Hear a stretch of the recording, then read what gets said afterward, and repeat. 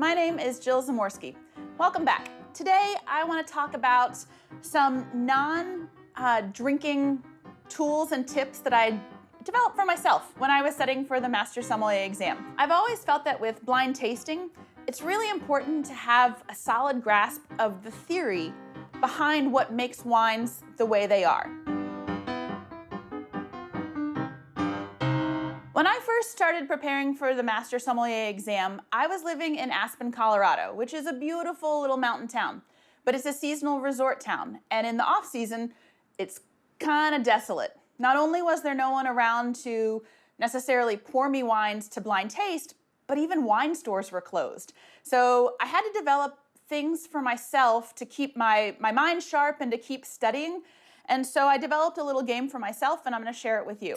This game I developed is based off a child's game, and I think it's called Memory.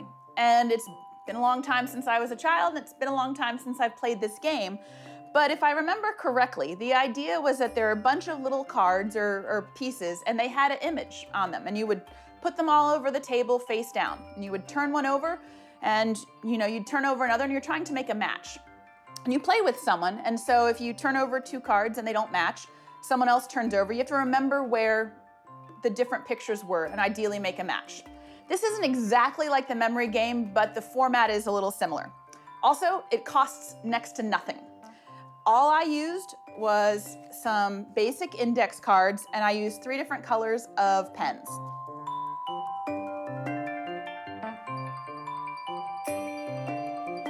If we think about the theory of tasting, what I mean by that is that there are certain characteristics of different wines that some share and that distinguish them from each other.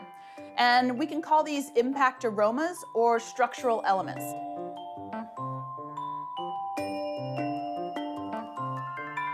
So let me break that down. I made a deck of index cards with what I believe to be the impact aromas or the structural elements that are defining for a particular wine.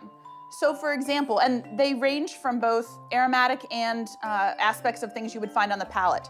So if I flip through my little deck that I made, I have a card for high acid on the palate, oxidative, aromatically, and leesy, aromatically. So these are just some of a whole bunch of different things that are characteristics that certain wines share. And on the back of each of those cards, I would define what that term meant.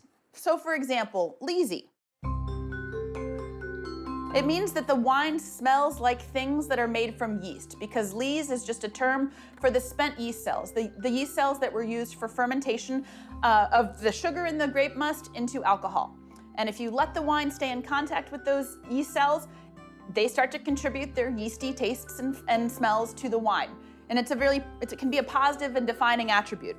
So if the wine smells like anything from sourdough or old beer, toasted bread, sour cream, those are some descriptors that we use for leesy aromas.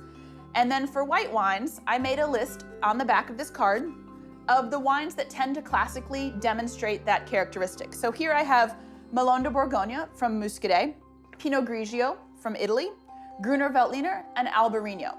So just a little bit of a list. And I made this whole deck with my purple marker of all of these impact aromas and structural elements. And then I made a deck for each for white grapes and for red grapes.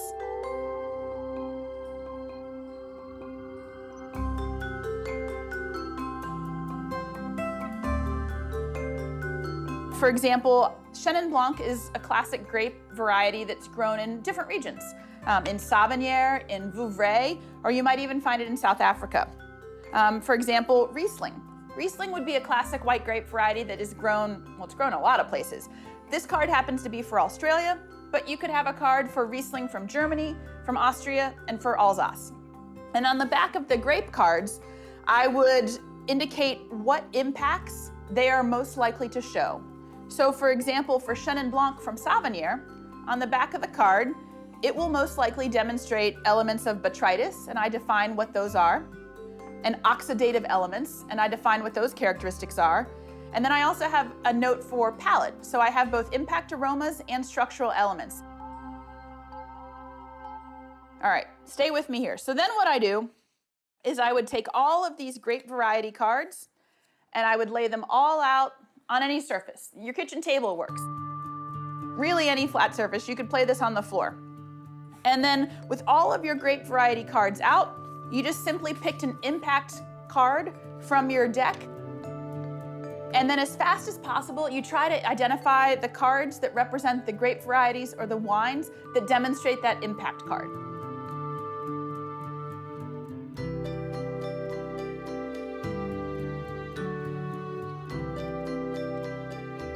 For a long time, and it took me multiple tries to pass the Master Sommelier exam, one of the things that I would get as kind of frustrated with is that I would describe the wine accurately, in that I would be able to articulate the impact aromas or the flavors or the structural elements, but I wasn't necessarily as strong at making the correct conclusion. So if you're training your brain to think quickly and to think of all the reasonable suspects where you can then dismiss the ones that are not likely, your chances, I think, this is how I feel, of making an accurate conclusion are going to be increased that much more. So it's just a small game, and it's kind of fun. Fun for wine nerds, but you know, self-included.